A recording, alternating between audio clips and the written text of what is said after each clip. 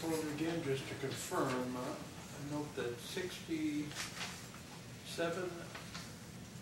exhibits were marked. Exhibits 1 through 66 were admitted. Number 67, which was a medical chart, was denied admission. That's what the party show as well? Yes. Ready for the jury then? Yes, sir. Yes. Bring in the jury.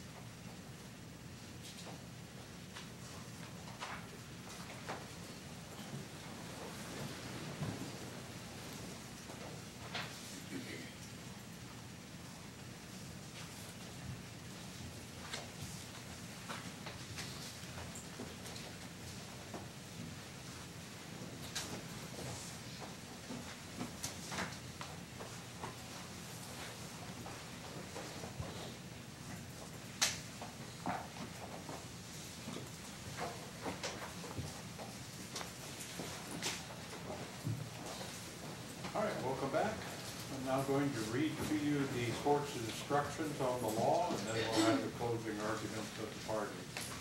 I read the instructions to you because in this state we think that helps you understand the arguments, and because the attorneys might want to refer to specific instructions during their closing. You're free to take notes if you like, but I'll tell you that you will have the original and one copy of these instructions with you in the jury room during your deliberations. So you'll have word for word what I'm going to say during that time. There are 16 instructions. Some of them are several pages long. Some are only a couple of sentences. And you may note that there are different in fonts at times and formats. That's simply because I get them from different sources. So that part of it is meaningless. Instruction number 1. It is your duty to decide the facts in this case based upon the evidence presented to you during this trial. It also is your duty to accept the law from my instructions, regardless of what you personally believe the law is or what you personally think it should be. You must apply the law from my instructions to the facts that you decide have been proved, and in this way decide the case. Keep in mind that a charge is only an accusation. The filing of a charge is not evidence that the charge is true. Your decisions as jurors must be made solely upon the evidence presented during these proceedings. The evidence that you are to consider during your deliberations consists of the testimony that you've heard from witnesses, stipulations, and the exhibits that I have admitted during the trial. If evidence was not admitted or was stricken from the record, then you are not to consider it in reaching your verdict. Exhibits may have been marked by the court clerk and given a number, but they do not go with you to the jury room during your deliberations unless they have been admitted into evidence. The exhibits that have been admitted will be available to you in the jury room. One of my duties has been to rule on the admissibility of evidence. Do not be concerned during your deliberations about the reasons for my rulings on the evidence.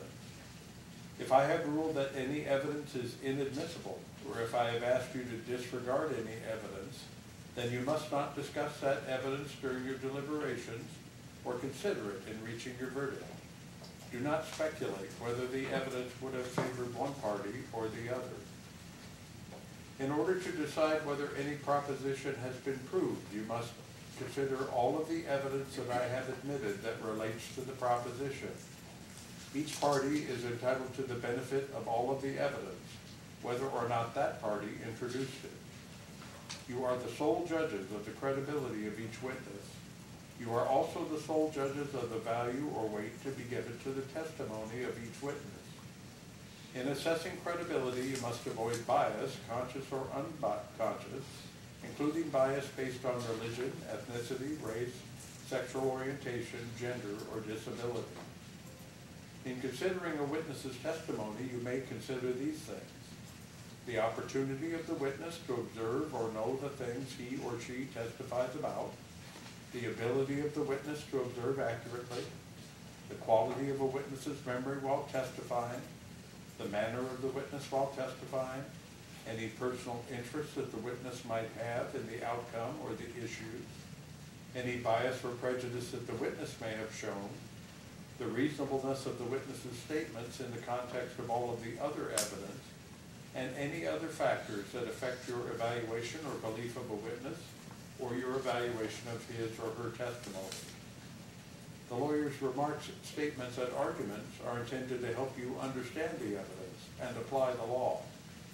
It is important, however, for you to remember that the lawyer's statements are not evidence. The evidence is the testimony and the exhibits. The law is contained in my instructions to you. You must disregard any remark, statement, or argument that is not supported by the evidence or the law in my instructions.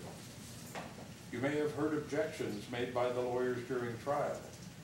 Each party has the right to object to questions asked by another lawyer and may have a duty to do so. These objections should not influence you. Do not make any assumptions or draw any conclusions based on the lawyer's objection. Our state constitution prohibits a trial judge from making a comment on the evidence.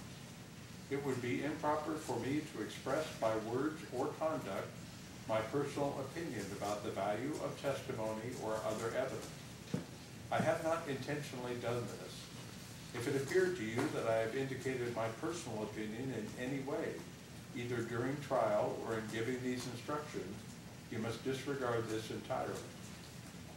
You have nothing whatever to do with any punishment that may be imposed in case of a violation of the law. You may not consider the fact that punishment may follow conviction, except insofar as it may tend to make you careful. The order of these instructions has no significance as to their relative importance. They are all important. In closing arguments, the lawyers may properly discuss specific instructions. During your deliberations, you must consider the instructions as a whole. As jurors, you are officers of this court. You must not let your emotions overcome your rational thought process. You must base your decision based on the facts proved to you and on the law given to you, not on sympathy, prejudice, or personal preference. To assure that all parties receive a fair trial, you must act impartially, with an earnest desire to reach a proper verdict. Instruction number 2. As jurors, you have a duty to discuss the case with one another and to deliberate in an effort to reach a unanimous verdict. Each of you must decide the case for yourself, but only after you consider the evidence impartially with your fellow jurors.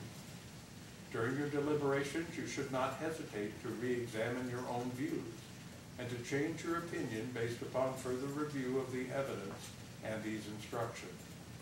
You should not, however, surrender your honest belief about the value or significance of evidence solely because of the opinions of your fellow jurors. Nor should you change your mind just for the purpose of reaching a verdict. Instruction number 3. The defendant has entered a plea of not guilty. That plea puts in issue every element of the crime charged. The state is the plaintiff and has the burden of proving each element of the crime beyond a reasonable doubt. The defendant has no burden of proving that a reasonable doubt exists as to these elements. A defendant is presumed innocent. The presumption continues throughout the entire trial, unless during your deliberations you find it has been overcome by the evidence beyond a reasonable doubt. A reasonable doubt is one for which a reason exists and may arise from the evidence or lack of evidence. It is such a doubt as would exist in the mind of a reasonable person after fully, fairly, and carefully considering all of the evidence or lack of evidence. If from such consideration you have an abiding belief in the truth of the charge, you are satisfied beyond a reasonable doubt. Instruction number 4. The evidence that has been presented to you may be either direct or circumstantial. The term direct evidence refers to evidence that is given by a witness who has directly perceived something at issue in this case. The term circumstantial evidence refers to evidence from which, based on your common sense and experience, you may reasonably infer something that is at issue in this case.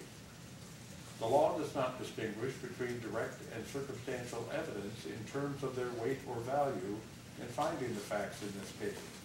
One is not necessarily more or less valuable than the other. Instruction number 5. A witness who has special training, education, or experience may be allowed to express an opinion in addition to giving testimony as to fact. You are not, however, required to accept his or her opinion. To determine the credibility and weight to be given to this type of evidence, you may consider, among other things, the education, training, experience, knowledge, and ability of the witness. You may also consider the reasons given for the opinion and the sources of his or her information, as well as considering the factors already given to you for evaluating the testimony of any other witness. Instruction number 6. You may give such weight and credibility to any alleged out-of-court statements of the defendant as you see fit, taking into consideration the surrounding circumstances. Instruction number 7. You may consider evidence that a witness has been convicted of a crime only in deciding what weight or credibility to give to the testimony of the witness. You may not consider it for any other purpose. Any discussion of the evidence during your deliberations must be consistent with this limitation. Instruction number 8.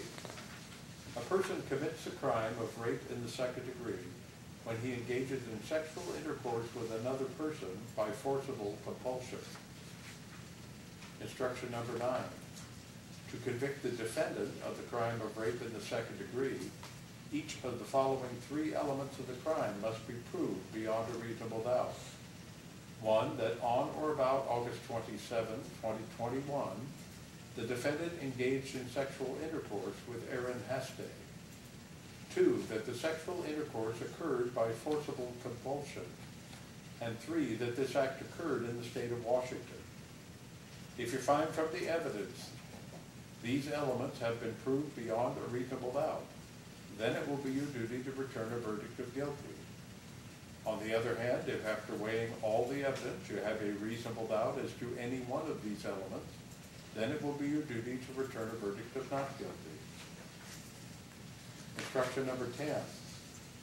Sexual intercourse means that the sexual organ of the male penetrated the sexual organ of the female and occurs upon any penetration, however slight, or any penetration of the vagina or anus, however slight, by an object, including a body part, when committed on one person by another, whether such persons are of the same or opposite sex. Instruction number 11. Forcible compulsion means physical force that overcomes resistance. Instruction number 12. The defendant is charged in count 1 with rape in the second degree. If, after full and careful consideration on this charge, you are not satisfied beyond a reasonable doubt that the defendant is guilty, or if, after full and careful consideration of the evidence, you cannot agree on that charge, then you will consider whether the defendant is guilty of the lesser crime of rape in the third degree. When a crime has been proved against a person and there exists a reasonable doubt of which of 2 or more degrees that person is guilty, he or she shall be convicted only of the lowest degree. Instruction number 13. A person commits a crime of rape in the third degree when he engages in sexual intercourse with another person when the other person did not consent to the sexual intercourse. Instruction number 14. To convict the defendant of the crime of rape in the third degree, each of the following 4 elements of the crime must be proved beyond a reasonable doubt. 1, that on or about August 27, 2021, the defendant engaged in sexual intercourse with Aaron Hastay. 2, that Aaron Hastay did not consent to sexual intercourse with the defendant. And 3, that any of these acts occurred in the state of Washington. There was a typographical error. I'm going to change the 4 up above to the following 3 elements of the crime. So when you see that marked out there, you'll know that's why it was that way.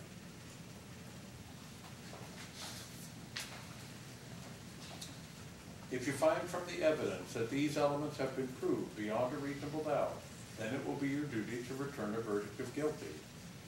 On the other hand, if after weighing all the evidence you have a reasonable doubt as to any one of these elements, then it will be your duty to return a verdict of not guilty.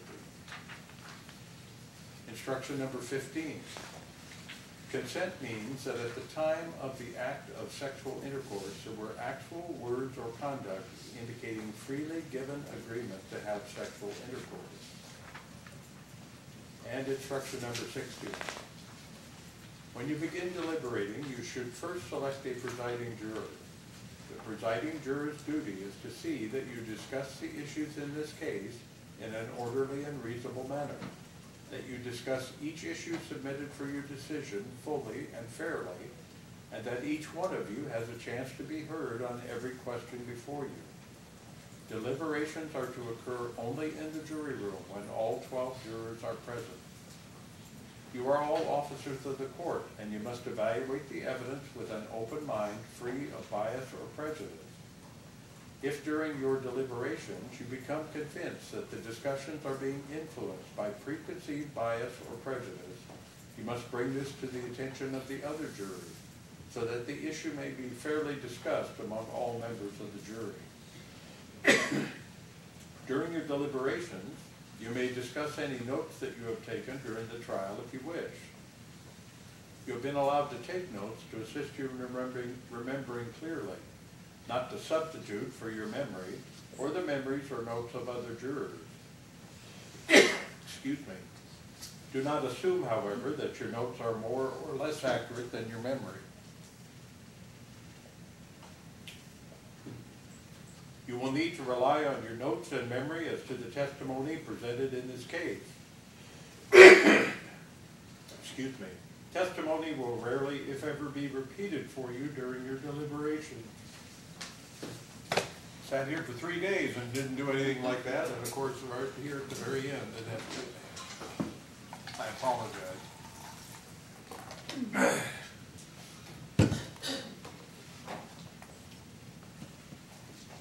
So I'll read that last paragraph again. You will need to rely on your notes and memory as to the testimony presented in this case. Testimony will rarely, if ever, be repeated for you during your deliberations. If, after carefully reviewing the evidence and instructions, you feel a need to ask the court a legal or procedural question that you have been unable to answer, write the question out simply and clearly. For this purpose, use the form provided in the jury room. In your question, do not state how the jury has voted. The presiding juror should sign and date the question and give it to the bailiff.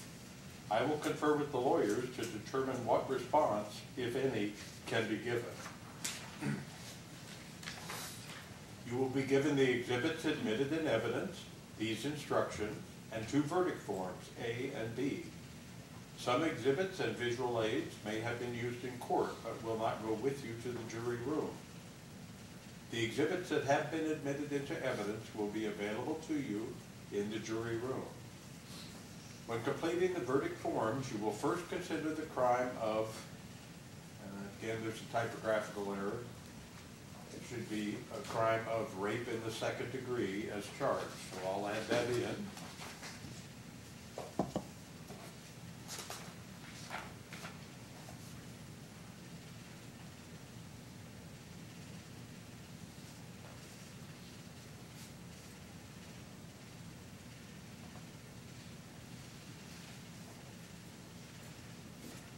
When completing the verdict forms, you will first consider the crime of rape in the 2nd degree as charged. If you unanimously agree on a verdict, you must fill in the blank provided in verdict form A, the words not guilty, or the word guilty according to the decision you reach.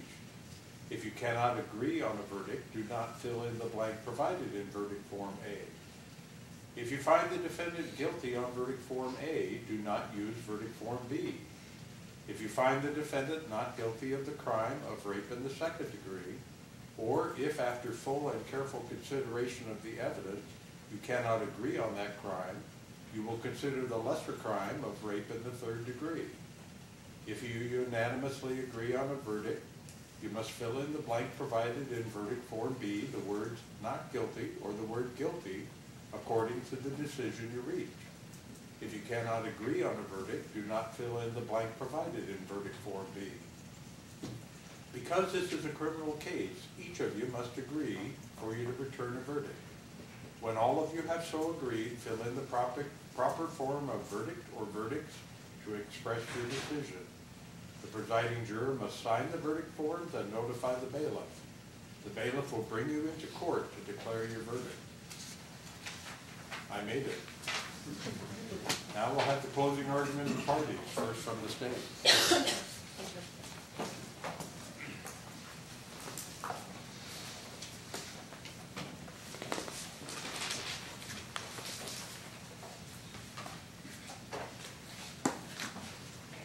Good afternoon, ladies and gentlemen. This is a relatively straightforward fact pattern that you've heard the testimony about over the last couple of days, so I won't belabor the point of going through the testimony again. But I do want to discuss the jury instructions that the judge has just read to you in a little bit more detail.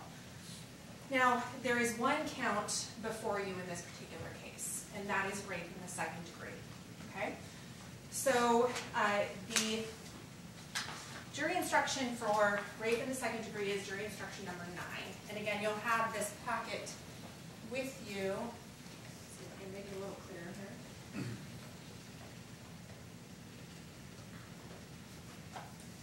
Okay, so you'll have this jury instruction with you as you're deliberating. But this is what we consider the to convict, right? These are the elements that the state has to prove beyond a reasonable doubt in order to convict the defendant of rape in the second degree. So the first element is that on or about August 27th of 2021, the defendant engaged in sexual intercourse with Aaron Hasty. There really is no dispute as to the date, the on or about date, even if it occurred shortly before midnight on August 26th, it would still qualify as on or about, right? So on or about August 27, 2021 is not really an issue in this particular case. The other element 3, that the act occurred in the state of Washington. There's no dispute here that Mr. Bortolini's residence is within the state of Washington. That was testified to by multiple witnesses here in Clark County.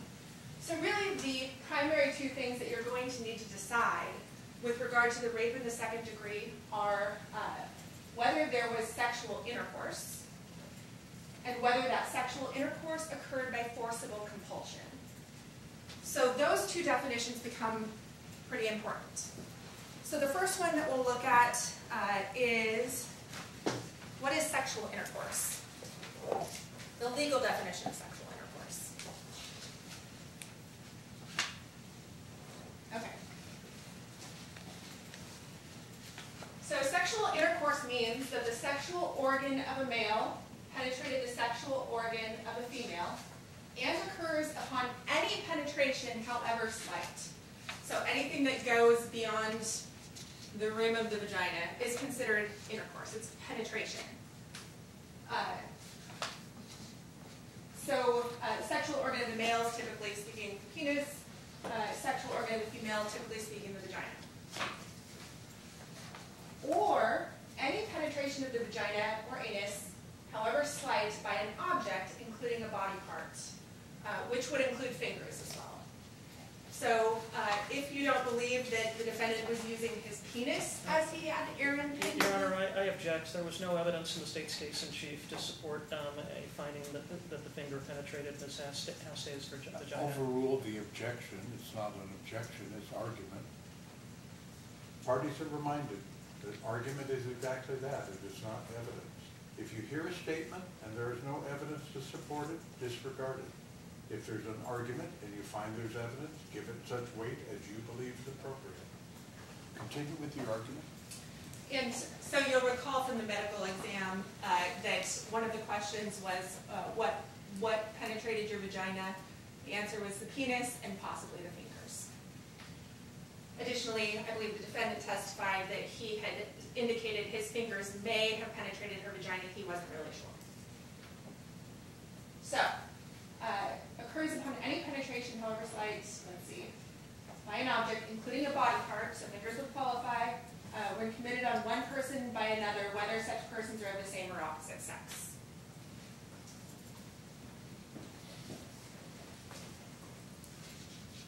All right, and then we go to the definition of forcible compulsion.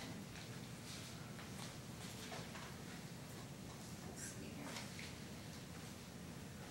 It's pretty straightforward. So, forcible compulsion means physical force that overcomes resistance. It doesn't require injury. It doesn't require strangulation. It doesn't require beating. The act of holding her, pinning her down to the bed as she's trying to get up would constitute physical force overcoming her resistance. She testified that she was repeatedly trying to get up and she was unable to because he was pushing her down. There's also the struggle over the pants that she testified to. Right? She had testified that he tried to pull her pants down, she's pulling them up, he's pulling them down, she's pulling them up. So that could constitute forcible compulsion as well.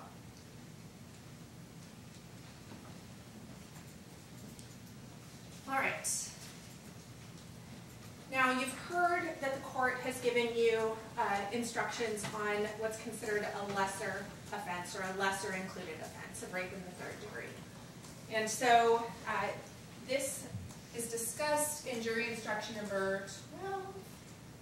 There we go. And this tells you how to evaluate that lesser included and when to evaluate that lesser included. Because you don't start out with the lesser included. You need to first evaluate the charged count, the rape in the second degree, and only if after full and careful consideration you decide that he's not guilty of that, or you just can't agree, do you move on to the rape in the third degree. So the defendant is charged in count 1 with rape 2, rape in the second degree. If after full and careful deliberation on this charge you're not satisfied beyond a reasonable doubt that the defendant is guilty, or if after full and careful consideration of the evidence you cannot agree, then you will consider whether the defendant is guilty of the lesser, rape in the third degree. Okay, so then we move to the to convict, or the elements for rape in the third degree. Those are jury instruction number 14.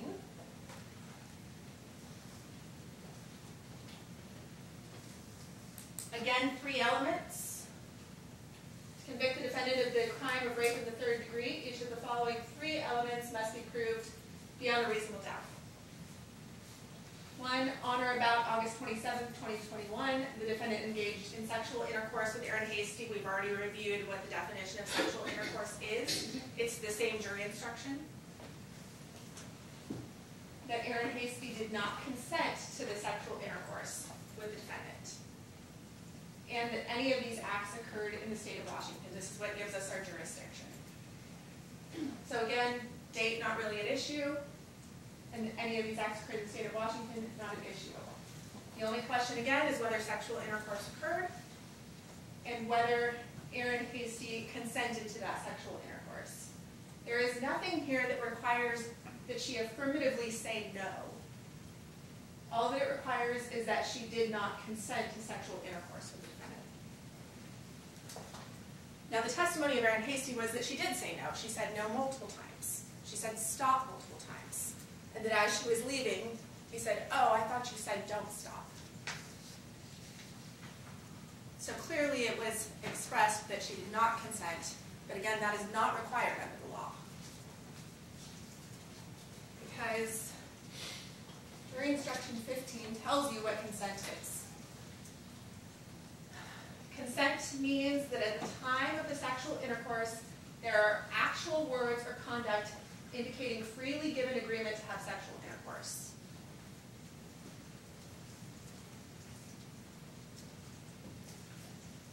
And of course, the defendant denies that any sexual intercourse occurred at all. But I would submit to you that that becomes a credibility determination, right? You need to determine which witness is more credible. And so jury instruction number 1 talks about how you can do that. And again, all of these instructions are important. I don't mean to say that some instructions are more important than the others. You need to view them in totality. Okay.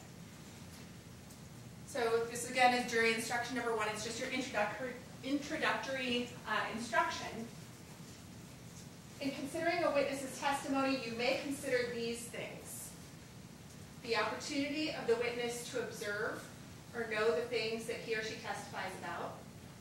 Arguably, both Mr. Bortolini and Aaron Hasty had plenty of opportunity to observe and know what's going on. The ability of the witness to observe accurately. The quality of the witness's memory while testifying. The manner of the witness while testifying. Any personal interest that the witness might have in the outcome or issue. Any bias or prejudice that the witness may have shown. The reasonableness of the witness's statements in the context of all the other evidence. And any other factors that affect your evaluation or belief of a witness and your evaluation of his or her testimony. I would submit to you that in this particular case, the reasonableness of the witness's statements in the context of all the other evidence is important. The reasonableness of what Aaron Hasty told you. She left the house and immediately reported to law enforcement. You heard the 911 call. You heard her demeanor. She's crying on the 911 call and immediately says, "I think I was just raped." She contacts law enforcement. She waits for law enforcement minutes after leaving his residence. She's interviewed by law enforcement. She agrees to go get a sexual assault exam. She's transported to the hospital. She has a relatively invasive sexual assault exam and is in the hospital for hours. Swabs are taken. Evidence consistent with her account is found in the DNA from those swabs, specifically the defendant's DNA from YSTR testing in her vaginal swabs. The defendant doesn't explain how his DNA ended up in her vagina. She does.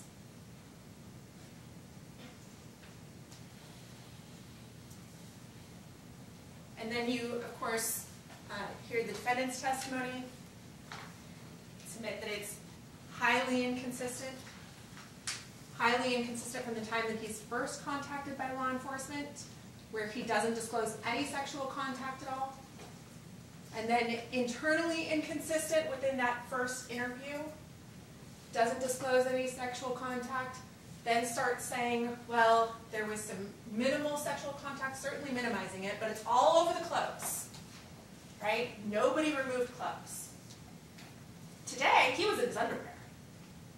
That is not what he told law enforcement on August 27th. Aaron Hasty has been consistent throughout.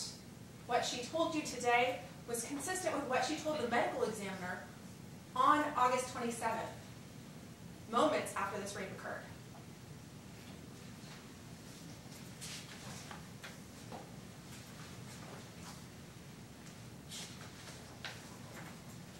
Right, and jury instruction number 4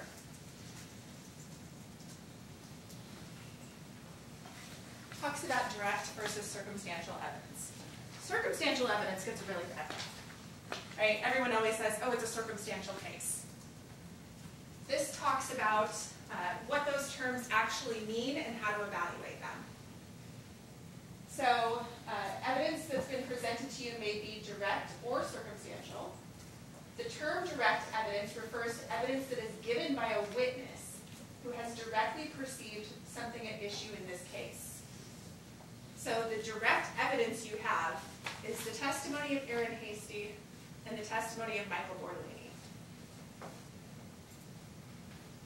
Circumstantial evidence refers to evidence from which, based on your common sense and experience, because you're not required to check it at the door when you evaluate a case. In fact, the jury instruction tells you to use it.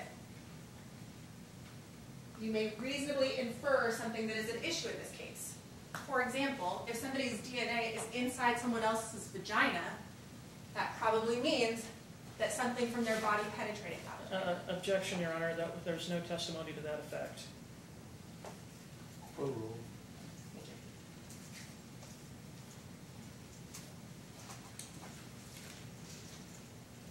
All right, and then the final instruction I want to talk to you about is, let's see, reasonable doubt. A little bit of discussion about reasonable doubt and voir dire. This is the jury instruction that tells you what it means. So this is jury instruction number 3.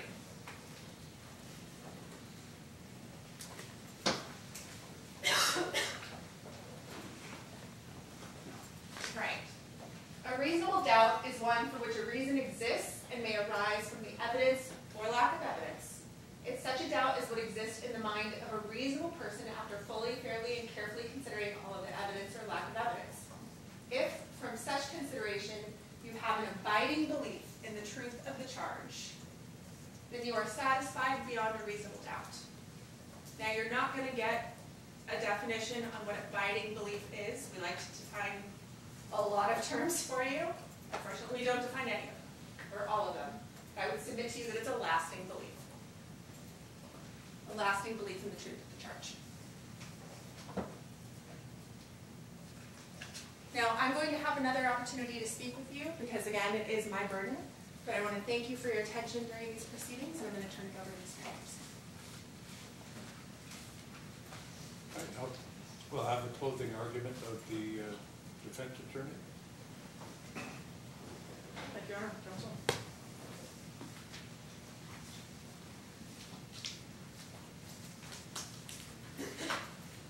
As mentioned, I only get one shot because the state has the burden of proof. They get to go twice. There are several reasons I'm asking you to return a verdict of not guilty. First, Erin Hastie's account is not plausible. By her account, Michael Bortolini had her on the bed with her arms pinned on front of her, using apparently the weight of his body so that she could not move her arms or push him back to get him off of her. Her legs were free.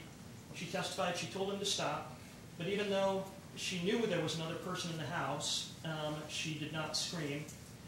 And somehow, in her account, Michael Bortolini was able to insert his penis into her vagina, either by using one of his hands. She said that he had his hands on the bed, but apparently he either took one hand off to guide his penis into her vagina, or he inserted his penis without using his hands while keeping on the bed, which can be tricky, particularly when she's not facing him. Apart from that, Michael Bortolini definitely would have had to remove one hand to apply the lubricant that Erin Hastie testified he used. So, for at least a small period of time, Michael Bortolini would have been having to do all this one-handed. This is not, at least one-handed. That's not plausible, but that's Erin Hastie's account. A couple of points about Erin Hastie's credibility.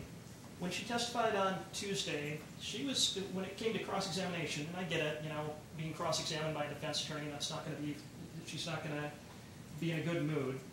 I get that, but she was unwilling to concede even the smallest points, even points that really didn't carry a lot of weight one way or the other. When Ms. Smith asked her on direct about her shoplifting conviction out of Arizona, she said, well, yeah, that's true, but it wasn't really my fault. She had an explanation that it was some kind of accident. When I asked her why she messaged Michael Bortolini on Bumble in the first place, she acted like she did not understand my question. When I asked her if her texts were flirtatious, she denied it. Then I read some of them out loud to her, and she backtracked a bit. And this, the state admitted those texts, but and bear in mind, on the 911 tape, which was admitted to evidence, and if you want to hear it during deliberations, you'd be able to listen to it again. She said she kept telling him to stop, and that he, quote, put his hands on me. She testified yesterday that he was holding on to the bed. So I would argue that she actually was not completely consistent in her account of what happened. And in regard to the second element of the offense of rape in the second degree, forcible compulsion, I'd ask you to remember two things in particular that Erin Hasty said in her testimony. Again, number one, she said Mr. Bortolini's hands were on the bed. Not on her shoulders, not on her torso, not on her waist. On the bed. Number two, she said she froze. That was the word she used, froze. Even if you take Erin Hasty's account at face value, there was no forcible compulsion. Forcible compulsion means physical force that overcomes resistance.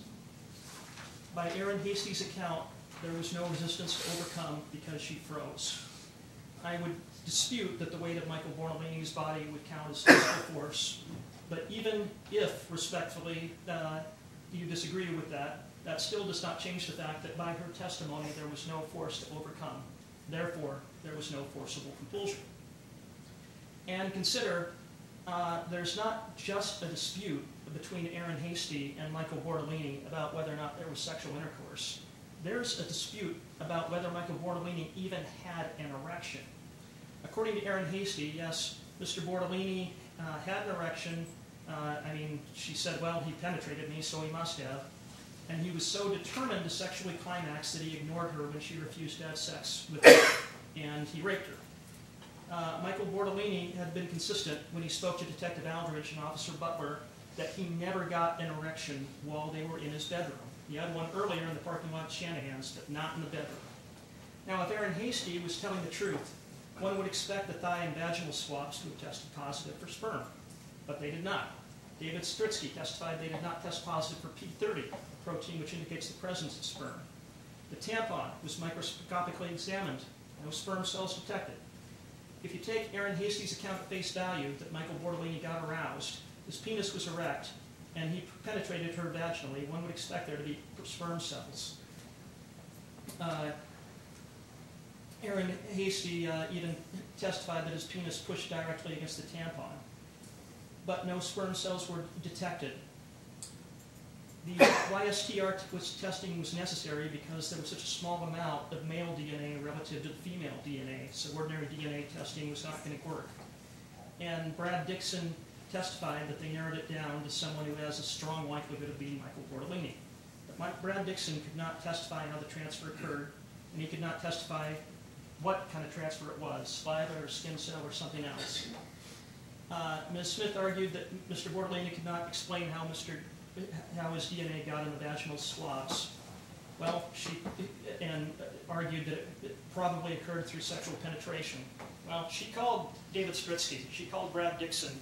She could have asked them, hey, how'd that occur? She didn't. And when I asked them, they didn't know. And in regard to Mr. Bortolini's credibility, I'd like to point out some things about the videotaped interview that he did with Detective Aldridge and Officer Butler, which has also been admitted into evidence. And if you need to watch it again, I know you just saw it once, and we've had the benefit of seeing it many times. So you'd be able to watch it during deliberations again if you need to. It's clear that Mr. Bortolini had no idea why he was being questioned for them. You asked why he was there, seemed to have little to no awareness that he might be in legal jeopardy. And you'll note, very early on in the interview, his first guess as to why they were questioning him was that Erin Hasty might have gotten into a car crash or something. That's where his mind went. That's how ignorant he was of why he was being questioned. And when he found out he was being questioned, he didn't hesitate. He said they did not get naked. She was on top of him, grinding on him, and that there was no vaginal penetration. He repeated that over and over through the interview.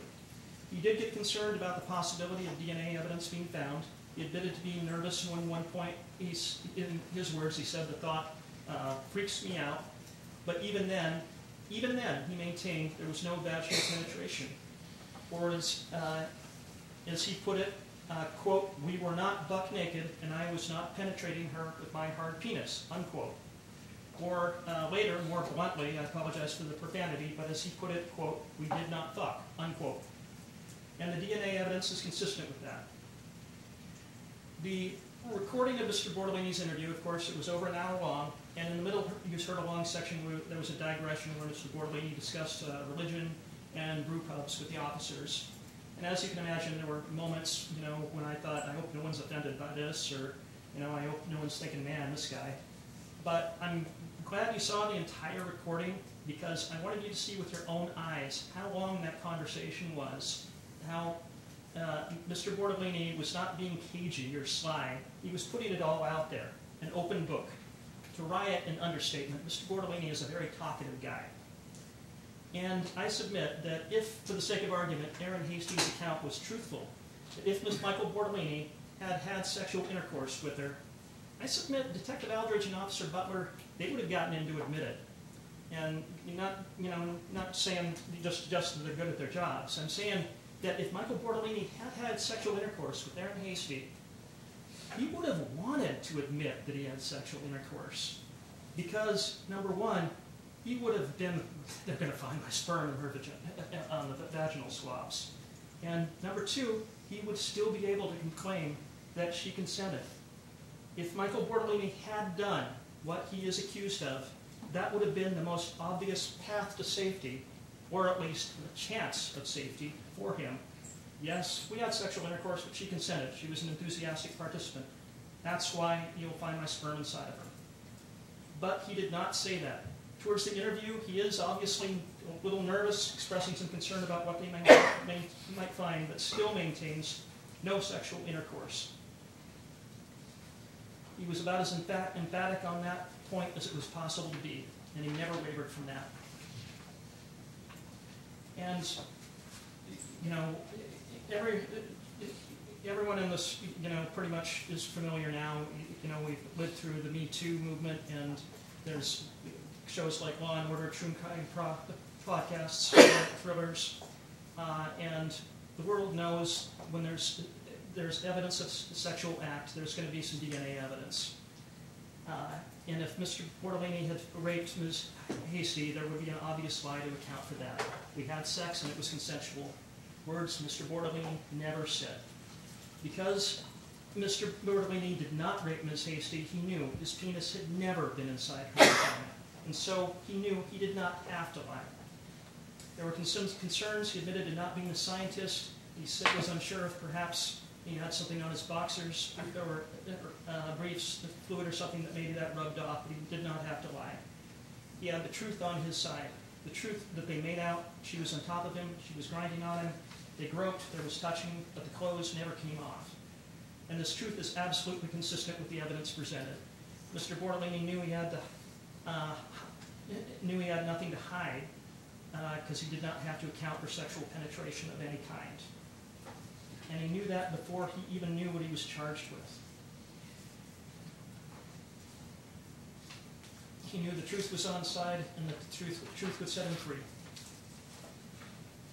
And something else I'd ask you to keep in mind about the video interview that Mr. Bortolini did is that a tell, not a 100% tell for lying, is when you have to pause and think about your answer. Now, that's not always true, but if you ask somebody a question and that person does not want to tell you the truth, there's a chance they might need a moment to think about their answer. They might say, they might speak a little word salad to buy time. They might say, well, I'm trying to remember. Michael Bortolini did not do any of those things in his interview. He was forthright throughout. He did not hesitate at the beginning of the interview when he said, quote, negative, unquote, as to whether there was any vaginal intercourse. He consistently said that their clothes were on.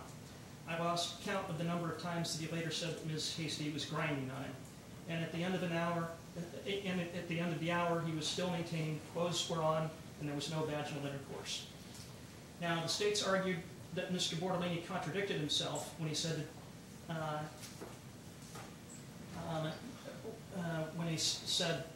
that maybe he did touch Aaron Hasty. Well, Mr. Bortolini also said, quote, in the heat of the moment, unquote, referring to the making out session. He was not taking detailed notes in the nature of, and at that point, my aunt made contact with her on such and such a part of the body. The main memorable part of the make-out session for him was her straddling him and the fact that there was no penis-to-vagina intercourse. That's why he kept repeating the clothes were on. He was being accused of rape by way of penis-to-vagina intercourse, so that was what he was most focused on. The state's also argued that Michael Bortolini contradicted himself when he said to Detective Watkins that he digitally penetrated Aaron Hasty's vagina. A couple of things. Judging from the video you saw and Mr. Bortolini's testimony today, I would submit that digitally penetrated do not sound like words that would trip off Mr. Bortolini's tongue. He expresses himself a bit more bluntly than that. And Detective Watkins has been here throughout the trial. She could have been called in rebuttal. She was not. And this argument that the state made in closing, that you can also find guilty based on Mr. Bortolini's finger penetrating Ms. Hasty, I would argue that is an argument that is a desperate argument. Ms. Hasty said it was possible. You don't get a jury instruction on possible, but we all know what possible means is maybe it happened, maybe it did not happen. I'm not going to go back and quote the definition of reasonable doubt to you, but possible does not equal reasonable doubt. That is an outrageous argument.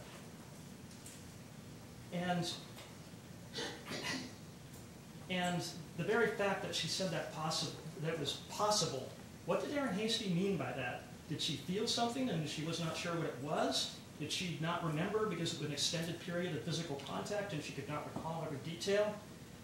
Some follow-up questions from Nurse Schrader at that point would have been helpful, but unfortunately that did not happen. And Aaron Hasty also told Nurse Schrader, and this is bizarre, that she could not remember if Michael Bortolini removed her tampon. Well, hypothetically, if Michael Bortolini had removed her tampon, wouldn't Aaron Hasty remember it? Wouldn't she have had to replace it? Wouldn't that be something she'd remember? Again, some follow-up questions at that point would have been helpful, but unfortunately, that did not happen. I'm requesting that you return not guilty verdicts on both the rape in the second degree and the rape in the third degree. I would, and most of my arguments I think apply to both crimes, but there is that one additional argument in regard to the rape in the second degree. There's insufficient evidence of forcible compulsion. I already went over this, so I'm just going to cover it briefly again, but Ms. Hasty's own account was that his hands were on the bed. There was only the weight of his body. And so, although I'm also asking for not guilty on the rape in the third degree, I would argue the evidence of forcible compulsion is particularly weak in this case. Thank you for your kind attention, and I respectfully request that you return verdicts of not guilty on both counts. Thank you. Thank you, counsel. Because the state has the burden of proof, they have the last opportunity to address you in a rebuttal argument if they wish. Do you wish to make a rebuttal argument? Yes, Your Honor.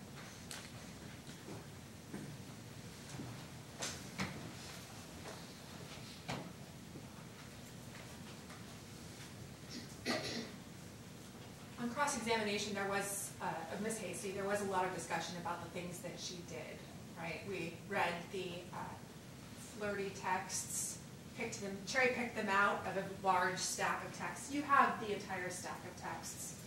You can read it at your leisure during deliberations if you'd like.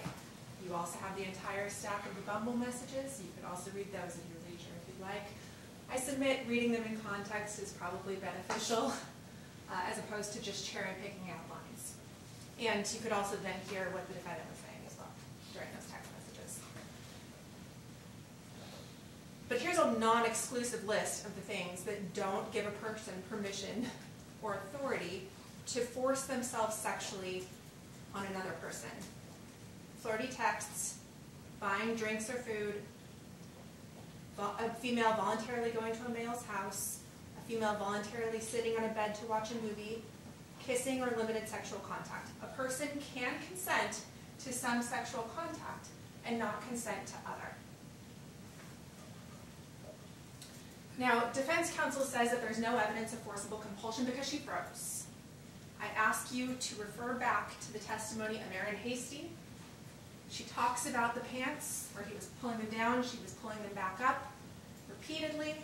She also says that he pushed her to the bed. That's forcible compulsion in and of itself. Now she's pinned on the bed, and he's pinning her with his body weight. She testified that she did try to get up. She tried to get up multiple times, but when she realized that that was fruitless, because she's 5'2", and he's 6'4", and he's got her pinned on the bed, then she froze. That was the testimony. Now, I don't agree with a lot of what defense counsel said. Certainly he won't agree with a lot of what I say. But this again is the introductory instruction that says the lawyer's remarks, statements, and arguments are intended to help you. What we say is not evidence. The evidence is the testimony that you heard, the exhibits that you have.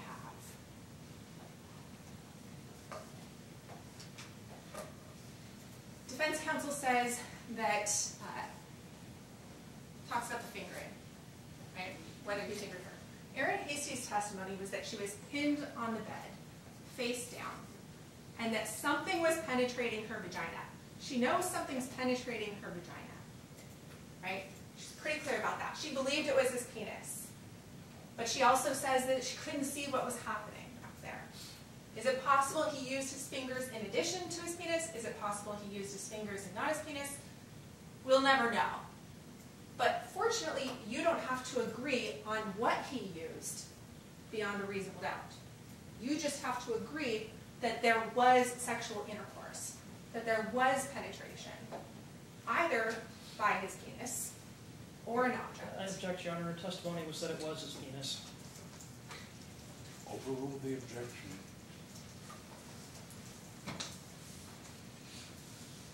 Now, again, in determining the credibility of a witness, you have to look at what is reasonable in the light of all the evidence.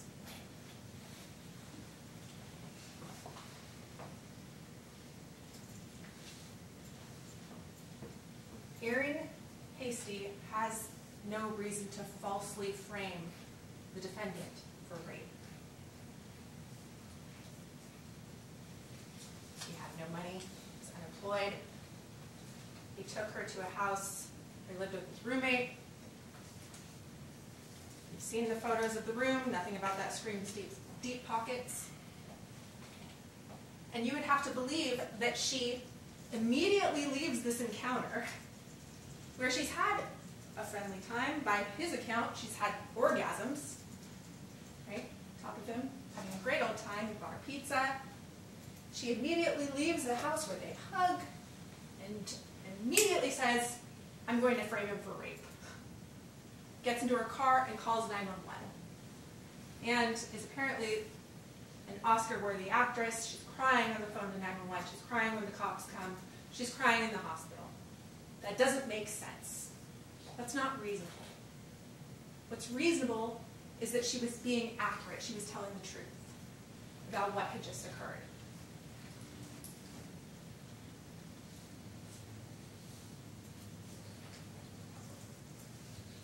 She would also have to figure out a way to get his DNA inside of her vagina in the moments between her house and the car. Because again, remember, she gets into the car, she calls 911, the cops contact her right outside the car. She's transported via ambulance, presumably with witnesses, to the hospital, where she's met again by law enforcement and the sexual assault nurse examiner.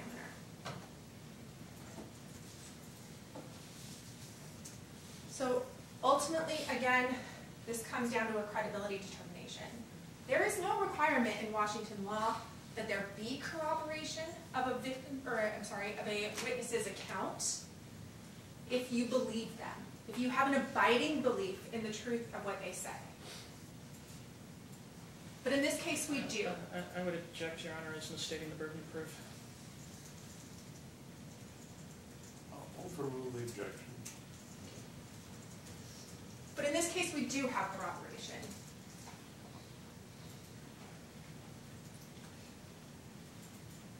This, again, is a credibility determination.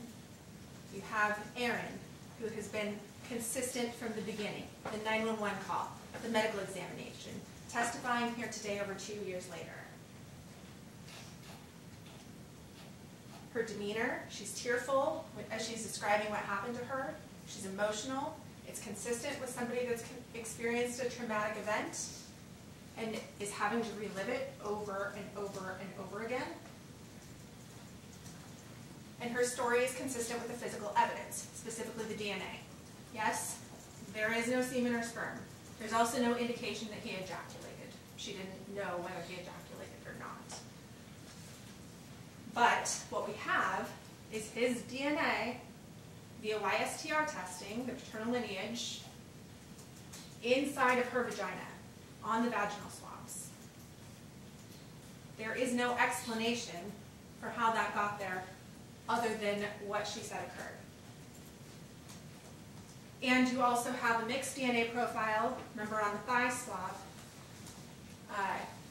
that included Aaron Hasty and Michael Bortolini, and saliva. The amylase that's generally found in saliva. Now, she was wearing leggings, remember, and he's saying that the leggings stayed on. So how did his DNA get on her thigh?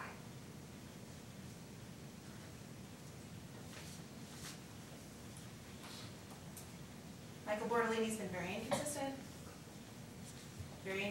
within that interview with Sandra Aldridge, and highly inconsistent between that interview and what he testified here today. He seems to be changing his story to fit the evidence that he expects may be found or has been found. And there are also other things from his story that just make no sense at all. He's not using Bumble for networking purposes. Profile name's tall, dark, and handsome, and he's talking about co-ed showers and that thing. Aaron Hasty isn't in the energy, oil, and gas field or whatever it is that he's in using networking for. This was for dating. Clearly was not being truthful about that. Aaron did everything that can be asked of a person that experiences a sexual assault. She immediately reported to 911. She waited for law enforcement and told them what happened. She agreed to go to the hospital for a sexual assault examination and submitted to an invasive and lengthy examination. She participated in multiple interviews and finally told the details of what happened to her on August 27th of 2021 on the stand to 12 strangers. I respectfully ask that you return a verdict of guilt on rape in the second degree. Thank you. Thank you, counsel. Ladies and gentlemen, you'll now retire to deliberate on your verdict. You should take your notepads with you, and in a few minutes we will bring to you the original and one copy of the jury instruction, the verdict forms, there are two of them, and the exhibits that were admitted into evidence, with two exceptions that I'll mention in just a moment. Except for recording your verdict on those verdict forms, do not write on any of those documents, exhibits, instructions, that sort of thing. They're public documents, they'll be filed afterwards. So if you need to make notes during your deliberation, use your notepads, or else we'll provide you with additional paper. But please don't write on the instructions, the forms, or the exhibit. Now, normally all exhibits go back with you to the jury room, but exhibits 65 and 66, which were admitted into evidence, will not go with you because they're thumb drives, and you wouldn't have any way to play them or do anything with them if they were back there with you. If at any point during your deliberations you wish to listen to either or both of those documents again, you notify the bailiff. The bailiff will let me know. We'll bring you back out here. I can't play you selected portions because that would be part of your deliberation. So if you decide you want to listen to the 911 call, for example, we'll bring you out, we'll play it to you. If you want to hear it again, we'll play it again. Same with the interview. So that's how we'll handle those two things. But all the other materials will be back with you at that time. So I need the alternate juror to remain here in the courtroom. The other 12 go with the bailiff, and good luck on your deliberations.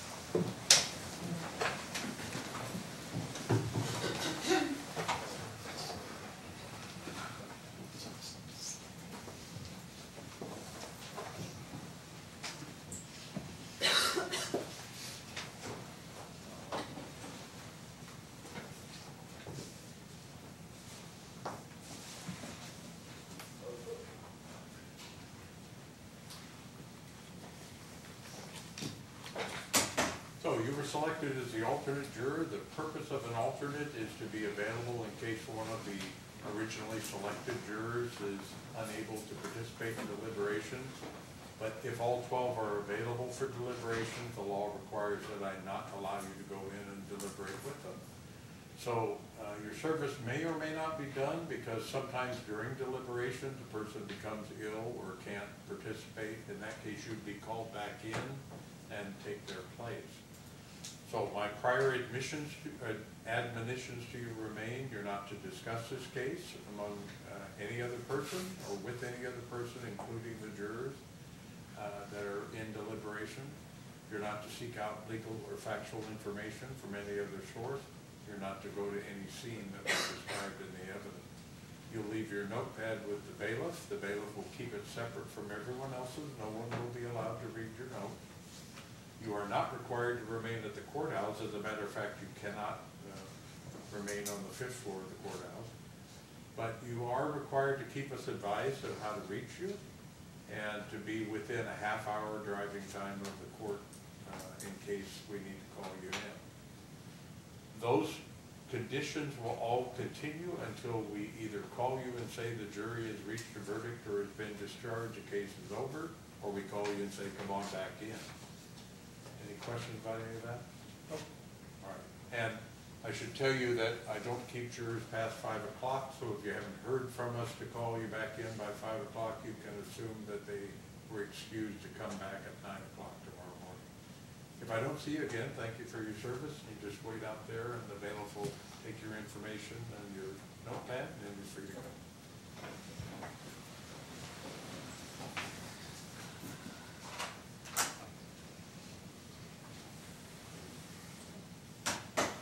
Counsel, I want to thank you for your presentation. I'll advise you that you should be within 10 minutes of the court's call. Mr. Bortolini, that means from the moment my judicial assistant calls your attorney, you're standing here in the courtroom within 10 minutes. Yes, sir, Your Honor. So you can go other places, but be sure you stay within those time parameters. And if you haven't heard from us by about 5 minutes to 5, then come back at 5 o'clock. I'll be excusing the jury on the record to return at 9 tomorrow morning. We're in recess until then. Thank you, Your Honor. Yeah.